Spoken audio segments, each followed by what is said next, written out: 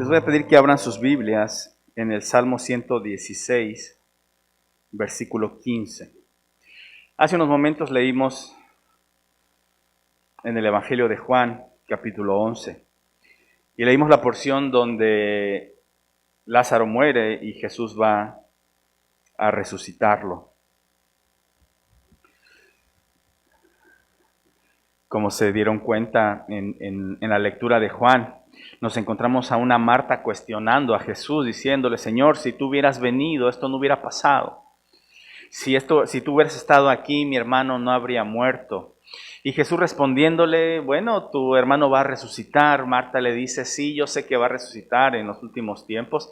Y Jesús le dice: yo soy la resurrección y la vida. El que cree en mí, aunque esté muerto, vivirá. ¿Crees esto? Y entonces Marta confiesa. Es interesante porque Marta hace la misma confesión que en los evangelios sinópticos hace Pedro. Estamos en el Evangelio de Juan. En los Evangelios sinópticos, Pedro es el que confiesa que Jesús es el Cristo. En el Evangelio de Juan, Marta confiesa que Jesús es el Cristo. Sí, creo que tú eres el Cristo, el Hijo del Dios viviente. Pero me gustaría que leyéramos en este momento el Salmo 116, versículo 15. Vamos a leerlo. Estamos leyendo en la Nueva Versión Internacional. Si trae otra versión, lo puede leer ahí en silencio. En voz alta, en la Nueva Versión Internacional, Salmo 115, Salmo 116, versículo 15. Salmo 116, versículo 15. ¿Ya estamos ahí? Leamos juntos. Mucho valor tiene a los ojos del Señor la muerte de sus fieles. Una vez más, mucho valor tiene a los ojos del Señor la muerte de sus fieles. Amén. Algo interesante, mis hermanos, es que el Señor Jesucristo no es ajeno a ninguna necesidad del ser humano. Y en el caso de este encuentro que tiene con Marta, se encuentra con una situación por la cual quizás algunos de ustedes ya han pasado, hemos pasado o vamos a pasar, que es la muerte. Y en este caso específico, la muerte de un ser querido. Muere Lázaro, el hermano de Marta. Y la muerte, mis hermanos, lo cierto es que en todas las culturas es algo a lo cual cualquier sociedad tiene que enfrentarse y que lo ve desde diferentes perspectivas. La muerte siempre va a ser caótica, la muerte siempre va a ser dolorosa. En cualquier sociedad, mis hermanos, en cualquier cultura. Y para los cristianos no es la excepción. Y es un tema sobre el cual pocas veces hablamos. Pero al final de cuentas es un tema que siempre está presente. Un día vamos a pasar por ello. Un día vamos a experimentar la muerte de alguien cercano. Y tenemos que ver qué es lo que la palabra de Dios nos enseña acerca de esta realidad. Insisto, es algo en lo que a veces no pensamos, pero tenemos que hacerlo. Y no pensamos porque es doloroso. No pensamos porque nos da miedo. No pensamos porque queremos evitar este tipo de charlas, porque pensamos que son pesimistas, que no está bien, y eso no es cierto. Es una realidad. Podría parecer obvio lo que voy a decir a continuación, pero insisto, a veces no pensamos en eso.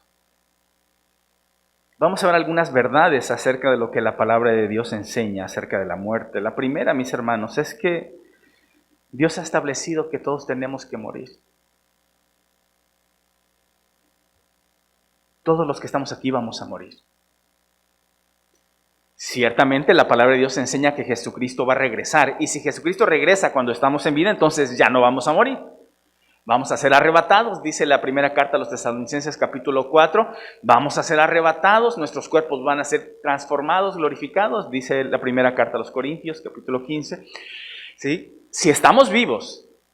Pero si Jesucristo tarda más, una generación más en regresar, mis hermanos, todos los que estamos aquí, un día vamos a morir. Y tenemos que aceptarlo. Es la realidad. Pero no solo eso, sino que la palabra de Dios dice que después de la muerte viene un juicio. Dice Hebreos 9:27, y así como está establecido que los seres humanos mueran una sola vez, y después venga el juicio. Una sola vez. Los cristianos no creemos en la reencarnación. En la mañana hablábamos de la diferencia entre la resurrección y la reencarnación. Los cristianos creemos en la resurrección, pero no creemos en la reencarnación. Esta idea de que tú mueres y tu alma después entra a otro ser o nace de nuevo en otra persona o en un animal, eso nosotros no lo creemos, la palabra de Dios no lo enseña. La Biblia dice que solo vamos a morir una vez y después vendrá el juicio. Así que es importante entender esto, mis hermanos. Y lo veíamos en el video. La manera en cómo vivamos aquí va a determinar lo que sucederá en ese juicio. Las decisiones que tomemos aquí determinarán cómo nos va a ir en ese juicio. Dice la palabra de Dios que los cristianos tenemos a un abogado. Tenemos el mejor abogado, Jesucristo. Él aboga por nosotros. Dice la palabra de Dios que los cristianos vamos a pasar por el tribunal de Cristo, donde se va a premiar lo que hayamos hecho por la obra de Dios, para servir a Dios. Eso enseña la palabra. No para salvación, mis hermanos, porque ya somos salvos. Como cristianos ya somos salvos, por gracia. Hemos sido salvados y nuestro nombre está escrito en el libro de la vida. Vamos a pasar por un juicio, dicen por ahí, de premiación. ¿Qué es lo que hiciste para mí? Va a decir Jesucristo. Todos los cristianos vamos a pasar por ese juicio. El tribunal de Cristo. Insisto, no para salvación, ya somos salvos. Sí para reconocimiento, para premiación.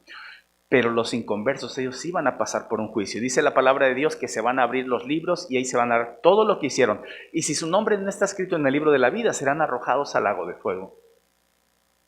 Lo importante es esto, mis hermanos. Miren, mucha gente piensa que el cristianismo, la religión, ya saben esta famosa frase de Marx y que está mal citada, por cierto, pero no, que la religión es el opio de los pueblos. Y un escritor polaco, no recuerdo su nombre ahora, él decía, el verdadero opio de la gente es pensar que puede vivir su vida como quiera y no va a tener que dar cuentas delante de su Creador por lo que hizo. Así que mucho cuidado con eso, hermanos. Todos nosotros vamos a morir. Y dice la palabra de Dios, está establecido que después vendrá un juicio. Ya sea el tribunal de Cristo para los cristianos, o ya sea el juicio del gran trono blanco para los que no son cristianos. ¿Cómo nos va a ir en ese juicio? ¿Cómo vamos a salir? Es algo que tenemos que meditar. Esa es una verdad. La segunda verdad, mis hermanos. Y una vez más parece puro sentido común, pues dirían ahora los millennials, ¿no? Obvi, ¿sí? Obvi. Los cristianos también morimos. Y déjame decirte una cosa. Aún los cristianos fieles, los cristianos maduros y los cristianos íntegros también mueren. No sé de pronto por qué tenemos esta idea de que si yo soy un buen cristiano voy a vivir 120 años. La Biblia no enseña eso. Aún cristianos íntegros, maduros, gente que sirve al Señor, que ama al Señor, pastores, ministros, misioneras, todos morimos, hermanos. Aún la gente buena muere. Vamos a Hechos, capítulo 7, mis hermanos. Hechos, capítulo 7.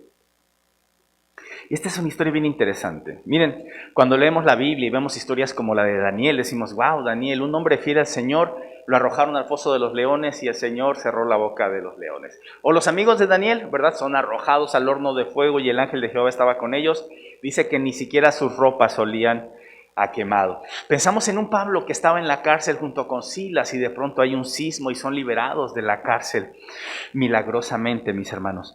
Pero te digo una cosa, vamos a ver un personaje que también era un hombre fiel y sin embargo muere. Hechos capítulo 7, versículo 59 al 60. Mientras lo apedreaban, Esteban oraba. Señor Jesús, decía, recibe mi espíritu. Luego cayó de rodillas y gritó, Señor, no le tomes en cuenta este pecado. Cuando hubo dicho esto, murió. ¿De quién estamos hablando, mis hermanos? De Esteban. Esteban, que era uno de los diáconos de la iglesia. Y mira cómo se refiere la palabra de Dios a Esteban. Te leo lo que dice Hechos capítulo 6, versículo 3. Dice así: hermanos, escojan de entre ustedes a 7 hombres de buena reputación, llenos del Espíritu y de sabiduría, para encargarles esta responsabilidad. Dice, esta propuesta agradó a toda la asamblea. Escogieron a Esteban, hombre lleno de fe y del Espíritu Santo. Eso se dice de Esteban. Versículo 8, Esteban, hombre lleno de la gracia y del poder de Dios, hacía grandes prodigios y señales milagrosos entre todo el pueblo. Entre el pueblo hacía señales y prodigios. ¿Cómo era Esteban? Dice que era un hombre fiel, era un hombre lleno del Espíritu Santo, era un hombre sabio, era un hombre que servía, lleno de poder. Podemos decir claramente que el ministerio de Esteban era un ministerio impactante, ¿sí? A través del cual el Espíritu Santo estaba extendiendo el reino de Dios. Era un hombre de buena reputación, era un hombre íntegro. Y sin embargo, ¿qué pasa en Hechos 7, 59 al 60? Muere. Y no sé si tú te lo has preguntado, ¿por qué si cerraste la boca de los leones con Daniel? ¿Por qué si abriste la celda con Pablo y con Silas? No lo sé, no convertiste esas piedras en burbujas de jabón o en algo, pues, o las desapareciste, o en flores, ¿no? Que se ve ahí todo eso medio hippie, ¿no? Las flores allí. ¿Por qué no hiciste algo, Dios, para salvar a Esteban? ¿Por qué no salvaste a este varón de buen testimonio, lleno de fe, lleno de gracia, que hacía prodigios y milagros en medio del pueblo? La respuesta es, no sé. ¿Quién nos dijo que Dios tiene que darnos explicaciones de todo lo que hace? Dios no siempre tiene que darnos, no tiene que darnos explicaciones, nunca tiene que darnos explicaciones. A veces nos quiere revelar el por qué, en otras ocasiones no. Señor, ¿por qué permitiste que Esteban muriera? No lo podemos saber. Quizás cuando estemos en su presencia se lo preguntemos y yo no sé si en ese momento Él quiera revelarlo. No lo sé. Pero lo cierto, mis hermanos, es que aún cristianos fieles mueren. Por eso ten mucho cuidado de no caer en ese juego de cuando te enteras que de pronto un hermano muere, y decir, algo habrá hecho, porque no es así. Ten cuidado con eso. ¿Algún pecado oculto tendría? Tú y yo no lo sabemos. Esteban era un hombre recto. Creo que aquí en Iguala, después de esta pandemia, a toda la comunidad cristiana nos impactó la muerte del pastor Omar. ¿Por qué, Señor? No lo sabemos. Era un hombre fiel, era un hombre trabajador, era un hombre bien amoroso. ¿Por qué? No sabemos.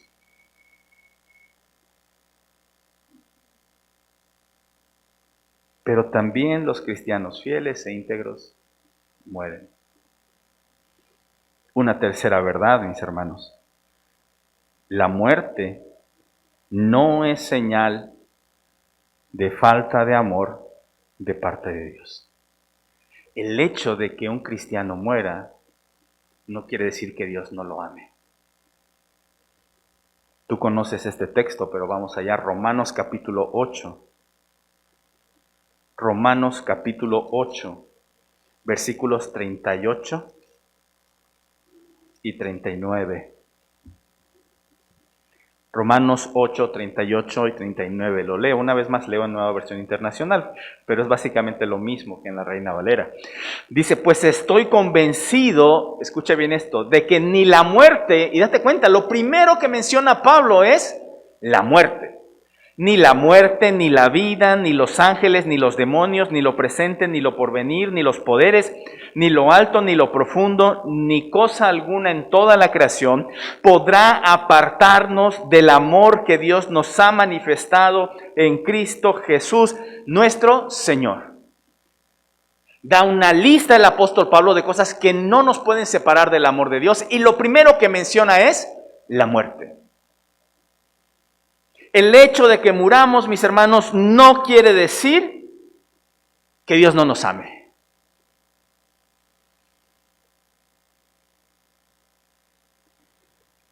Tristemente nos equivocamos muchas veces a hacer depender el amor de Dios de la suerte que tenemos. Me va bien en mi trabajo, tengo salud, las cosas van muy bien con mi familia. Ay, Señor, ¿cuánto me amas? ¿No? Más de una ocasión hemos dicho eso. ¿Cuánto me amas, Señor? Pero pierdo mi trabajo, no tengo salud y tengo problemas en mi familia. ¿De dónde estás, Dios? ¿No me amas? Nos equivocamos, hermanos. Dios nos ama. Y recuerda, la palabra de Dios ya nos dijo dónde manifestó su amor. Ahí en la cruz, con sus brazos abiertos. Y lo cantamos, ¿no? Con tus brazos extendidos a través de una cruz, creaste el auténtico verbo amar. Dios ya manifestó su amor por nosotros, muriendo por nosotros en la cruz. No, mis hermanos, el hecho de que pasemos por la muerte o muera un ser querido no quiere decir que Dios no nos ame. Dios nos ama profundamente y no sabemos por qué. ¿Por qué en ese momento? Porque así. No sabremos. Los seres humanos somos así. Pocas veces decimos, no, pues sí, era su momento de morir. Generalmente no es así, aun cuando ya nuestro familiar tenga 90 y tantos años, 100 y tantos, siempre nos sorprende, siempre nos duele. Siempre quisiéramos que estuviera un tiempo más. Pero recuerda, mi hermano, el hecho de que un cristiano muera no significa que Dios no lo ame. Una cuarta verdad, mis hermanos. Vamos a afrontar la muerte dependiendo de la forma en cómo vivamos. Así de sencillo. Siempre se burlan de los cristianos y creo que hay algo de razón, ¿verdad? Dice, todos los cristianos dicen que quieren estar con Dios, pero nadie se quiere morir, ¿no? Y eso es cierto. Porque aunque confiamos y se nos ha revelado bien poquito de lo que está del otro lado, pues aún es misterio para nosotros. Se nos ha revelado algo, pero sigue siendo misterioso. Decimos, Señor, ¿qué habrá allí? Y no queremos morir. Sin embargo, mis hermanos, nosotros vamos a enfrentar la muerte dependiendo de cómo vivamos. Mira lo que dice el apóstol Pablo. Te leo lo que escribe en 2 Timoteo 4, 6 al 8. Dice, yo por mi parte, está hablando el apóstol Pablo, ya estoy a punto de ser ofrecido en sacrificio. Y aquí también es algo bien interesante. Yo te había dicho hace unos momentos, el Señor rescató a Pablo de muchísimas cosas, ¿no? Ya ves que lo lapidaron, lo dejaron como muerto. Yo creo que el Señor hizo el milagro porque los judíos, si algo sabían, eran lapidar gente, ¿no? Pero se levantó. Y seguramente todo golpeado, vapuleado, no sabemos cuántos días estuvo en cama, pero se levantó. Y lo liberó de la cárcel, y lo mordió una serpiente, y naufragó, y una y otra vez el Señor salvó a Pablo. Pero llegó el momento en el que ya no lo salvó, ¿sí te das cuenta de eso? El apóstol Pablo dice, yo ya estoy a punto de ser sacrificado. Y ya la Biblia ya no lo reporta, pero la historia sí. Bajo la persecución de Nerón, Pablo fue decapitado. Y Pablo no tuvo problema con eso. Yo estoy seguro que en su corazón dijo, Señor, me salvaste N cantidad de veces, pero me has mostrado que ya no va a ser así. Está bien. Porque mira lo que dice el apóstol Pablo. Yo por mi parte ya estoy a punto de ser ofrecido como un sacrificio y el tiempo de mi partida ha llegado. He peleado la buena batalla, he terminado la carrera, me he mantenido en la fe. Por lo demás, me espera la corona de justicia que el Señor, el juez justo, me otorgará en aquel día. Y no solo a mí, estamos hablando del tribunal de Cristo, sino también a todos los que con amor hayan esperado su venida. El apóstol Pablo sabe que va a morir. Dice, ya estoy a punto de ser sacrificado, mi hora ha llegado. Pero ¿qué es lo que dice el apóstol Pablo? Yo ya hice lo que tenía que hacer. No sabemos exactamente cuántos años vivió el apóstol Pablo, pero lo máximo quizás debe haber sido 60, 65 años. Tampoco era un hombre muy grande. El apóstol Pablo dice, yo ya hice lo que tenía que hacer, terminé con la carrera, peleé la batalla que tenía que pelear, mantuve la fe, hice lo que tenía que hacer, estoy listo para irme. ¿Saben cuál es el problema, mis hermanos? Cuando desperdiciamos nuestra vida. Cuando desperdiciamos nuestra vida. ¿Alguna vez has sentido que te puedes morir? Que has estado enfermo, en un peligro, o ahora que comenzó la pandemia, que todo el mundo pensábamos que, híjole, ¿no? ¿Alguna vez lo pensaste? ¿Cierto o no es cierto? Empezamos a negociar con Dios. Ay, Señor, no. Si me das chance, ahora sí. ¿Sí? No, ahora sí ya voy a hacer bien las cosas, ¿no? ¿Por qué? Porque tenemos conciencia de que no hemos hecho bien las cosas. El apóstol Pablo dice, yo ya hice lo que tenía que hacer. Y con seguridad dice, yo sé que me va a tocar una corona. Porque me esforcé. Porque trabajé. Y en otra carta, en la segunda carta a los Corintios, él dice, trabajé más que los otros apóstoles, aunque soy el más indigno, el último, porque fui perseguidor de la iglesia. Dice, nada soy menos que ellos, porque he trabajado más que todos. Y es cierto. Sí, mis hermanos, la salvación no es por obras. La salvación no es por obras. Pero llegar a ese momento crítico de la muerte y afrontarlo con entereza sí depende de cómo vivamos en esta vida. Irnos sin deudas. Y no me refiero a deudas económicas, que también sería bueno irnos sin deudas económicas. No, sin deber un perdón, mis hermanos, ya sea perdonar o pedir perdón. Irme sin deudas para con los míos, mi esposa, mis hijos, mis hermanos, hacer las paces. En mi ministerio, Señor, tú me diste estos dones y estos dones los utilicé para tu obra. Y que cuando llegue el momento, Señor, bueno, gracias por la vida que me diste, porque la pude vivir con intensidad. Y lo he dicho en muchas ocasiones, mis hermanos, y lo vuelvo a repetir. Para los cristianos es una obligación vivir la vida con alegría, con gozo y de forma intensa. Es nuestra responsabilidad. Ya hay que dejar atrás esta idea del cristiano con una vida gris, una vida aburrida. La vida del cristiano tiene que ser apasionante, con intensidad, mis hermanos, con gozo, con alegría, disfrutar de lo que Dios nos da. El libro de Eclesiastés dice que también es un don de Dios que trabajemos y que comamos, que disfrutemos del esfuerzo de nuestras manos. Pero disfrutar cada instante y alabar al Señor cada día. Y decir, Dios, gracias por los años que me permitiste vivir. ¿Cuántos años vivió Jesucristo, mis hermanos? Aproximadamente 33 años. Algunos consideran que 35, porque las cuentas realmente no son como se hacen. 33 o 35. No quiero quemarlos, mis hermanos, pero ¿quiénes ya pasamos los 33 años? Ya varios, ¿verdad? Con todo respeto, ¿verdad? Si lo piensas bien, el Señor Jesucristo murió bien chavo. 33 años. Estaba bien joven. Pero vivió de una manera como nadie. Intensa. De principio a fin. No desperdició un solo día.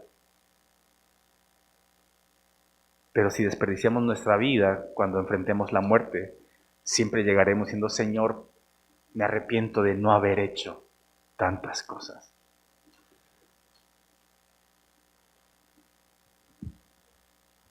Una quinta verdad, mis hermanos, los cristianos no seremos condenados en el juicio, sino que tenemos vida eterna. Los cristianos vamos a resucitar para vida eterna. Juan 5, 24, 28 y 29 dice, ciertamente les aseguro que el que oye mi palabra y cree que me envió, tiene vida eterna y no será juzgado, sino que ha pasado de la muerte a la vida. No se asombren de esto, porque viene la hora en que todos los que están en los sepulcros oirán su voz y saldrán de allí. Los que han hecho el bien resucitarán para tener vida, pero los que han practicado el mal resucitarán para ser juzgados. Juan 5:29. Tú y yo como cristianos vamos a resucitar, mis hermanos. Un día vamos a morir, ciertamente, pero vamos a resucitar. Y resucitar para estar con el Señor siempre. Pero te digo una cosa, la Biblia enseña que todo el ser humano va a resucitar, solo que los que no han creído en Jesús, los que han rechazado a Dios, su mensaje, salvación, la verdad, van a resucitar para condenación, para juicio. Pero tú y yo vamos a resucitar con un cuerpo glorificado, un cuerpo transformado, distinto, donde ya no habrá enfermedad, mis hermanos. Ya no es que me duele la rodilla izquierda, ¿no? Cuando va a llover nos empieza a doler. Ya no va a haber eso. Cuerpos transformados, glorificados, pero vamos a resucitar, mis hermanos. Y eso debe servirnos de consuelo. Primera Tesalonicenses 4:3, hermanos, no queremos que ignoren lo que va a pasar con los que ya han muerto, para que no se entristezcan como los otros que no tienen esperanza. ¿Acaso no creemos que Jesús murió y resucitó? Así también Dios resucitará con Jesús a los que han muerto en unión con Él. Miren, en este pasaje Pablo divide a la humanidad en dos. Los que no tienen esperanza y los que sí tienen esperanza. ¿De qué lado estamos nosotros, hermanos? De los que sí tenemos esperanza. Y el apóstol Pablo escribe, la primera carta a los tesalonicenses es la primera carta que se escribe, que el apóstol Pablo escribe, y no solo eso, es el primer libro del Nuevo Testamento en escribirse. La primera carta a los tesalonicenses. No son los evangelios, no están en orden cronológico los libros del Nuevo Testamento. El primer libro y la primera carta que escribe el apóstol Pablo es primera carta a los tesalonicenses. Y una de las razones de esa carta, en el capítulo 4, ustedes pueden verlo, es porque algunos hermanos empiezan a morir. Jesucristo dijo que iba a regresar y la iglesia pensaba que iba a regresar luego. Y de pronto empezaron a morir algunos hermanos y Jesús no regresaba. Pues, ¿qué está pasando? ¿No? Entonces el apóstol Pablo les escribe, hey, no quiero que ignoren qué está pasando con los hermanos que han muerto. Va a pasar esto, van a resucitar. Pero dice, nosotros tenemos esperanza. Al final de este capítulo dice el apóstol Pablo, anímense con estas palabras. Mis hermanos, habrá una resurrección y eso nos debe servir de consuelo. Ahora, no es un consuelo así, una mentira piadosa, ¿no? Decimos, bueno, para que se consuele, que resucitas. No. ¿Tú cómo sabes que va a haber resurrección? Porque Jesús resucita. Apréndete eso. Si alguien te pregunta, ¿y tú cómo sabes que va a haber resurrección? Lo sé porque Jesús resucitó. Punto. La Biblia lo enseña, pero no solo la Biblia lo enseña, Jesús resucitó. Y los apóstoles dieron testimonio y dieron su vida por esa verdad. Nadie muere por una mentira, mis hermanos. Los apóstoles murieron por esa verdad. Jesucristo resucitó. Y por eso creemos en la resurrección. Porque Jesús resucitó. Sexta verdad, mis hermanos. Aunque conocemos a Dios y tenemos fe, los cristianos también lloramos. Los cristianos también lloramos cuando alguien muere. Y también nos duele y está bien. ¿Recuerdas en el Antiguo Testamento a quién se le decía que era el amigo de Dios?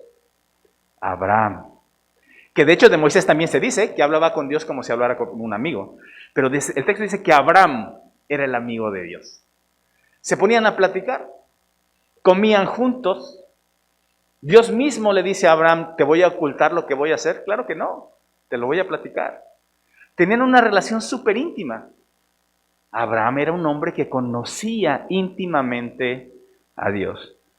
¿Y qué pasa cuando muere la esposa de Abraham? Mira lo que dice Génesis 23:1 en adelante. Sara vivió 127 años y murió en Kiriat Arba, es decir, en la ciudad de Hebrón, en la tierra de Canaán. Abraham hizo duelo y lloró por ella. Imagínate, mi hermano, un hombre ya anciano, viejito, viejito el Abraham. Su mujer tenía 127 años. Abraham era 10 años mayor que su esposa. Ya te lo imaginaste, ¿no? El Abraham bien pasita, así bien viejito. Muere su esposa. ¿Y qué es lo que hace Abraham? Hace duelo y llora por ella. Porque los cristianos también lloramos, mis hermanos, porque lo acabamos de leer. Jesús lloró. Porque llorar está bien. Dice el Salmo, pon mis lágrimas en tu redoma, en esa vasija. Porque el Señor ve nuestras lágrimas y está bien llorar.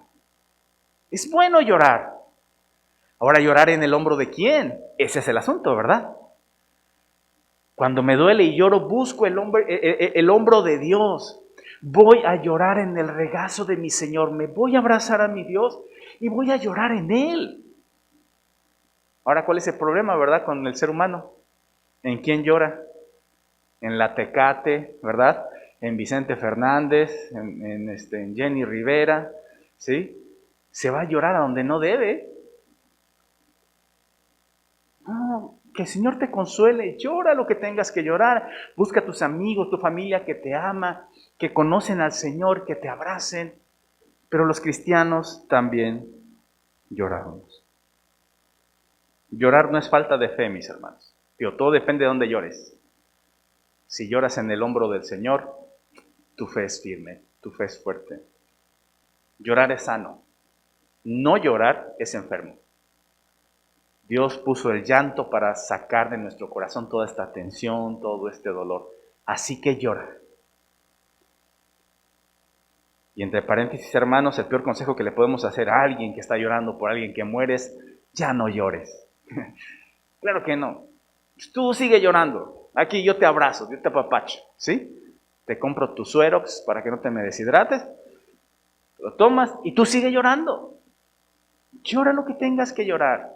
Y aquí yo te abrazo, yo te apapacho.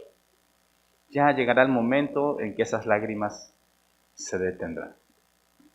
Llorar es bueno. Y la última verdad, mis hermanos, acerca de la muerte, es que un día Dios mismo nos consolará. Va a secar todas las lágrimas de nuestros ojos y ya no habrá muerte, ya no habrá llanto, no habrá lamento, no habrá dolor. Apocalipsis 21, del 1 al 4. Después vi un cielo nuevo y una tierra nueva, porque el primer cielo y la primera tierra habían dejado de existir, lo mismo que el mar. Vi además la ciudad santa, la nueva Jerusalén, que bajaba del cielo, procedente de Dios, preparada como una novia hermosamente vestida para su prometido. Oí una potente voz que provenía del trono y decía, aquí entre los seres humanos está la morada de Dios. Él acampará en medio de ellos y será su pueblo. Dios mismo estará con ellos y será su Dios. Él les enjugará toda lágrima de los ojos. Ya no habrá muerte, ni llanto, ni lamento, ni dolor, porque las primeras cosas han dejado de existir. Un día, mis hermanos, ya no habrá muerte. Un día ya no va a haber llanto, ya no va a haber dolor, ya no va a haber lágrimas. Y esa es nuestra esperanza. Mientras llegue ese día, va a haber llanto, va a haber dolor, va a haber lamento, pero el consuelo de Dios va a estar allí. Dice el apóstol Pablo en la segunda carta a los Corintios, en el capítulo 1, que tenemos un Dios de toda consolación, que nos sabe consolar en medio de todas las tribulaciones. Y dice, y nos consuela para que nosotros también consolemos a otros. Así que mientras llegue ese día, mis hermanos, en el que el Señor va a hacer una nueva creación, donde ya no va a haber muerte, ya no va a haber llanto, Dios mismo estará en medio de su pueblo. Mientras llega ese momento, hay que ser consolados por Dios para que nosotros podamos también consolar a otros.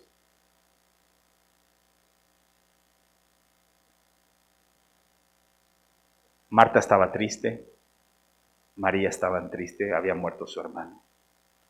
Jesús mismo lloró. Jesús hizo un milagro, resucitó a Lázaro. Pero te digo una cosa, Lázaro después envejeció y volvió a morir. Volvió a morir. Bueno, llegará un día en el que eso ya no pasará. Mientras tanto, nosotros afirmamos con fe, ¿verdad?, que ni la muerte ni la vida nos pueden separar del amor de Dios que es en Cristo Jesús, Señor nuestro. Amén. Vamos a orar, hermanos. Señor, así es, Padre. Ni la muerte ni la vida nos pueden separar de tu amor, Señor, y sabemos que tú nos amas.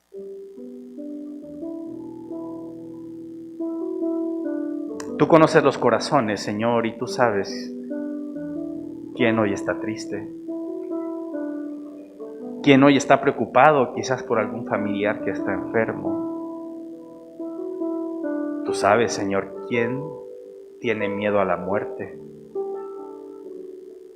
Señor, nosotros ponemos nuestro corazón en tus manos para que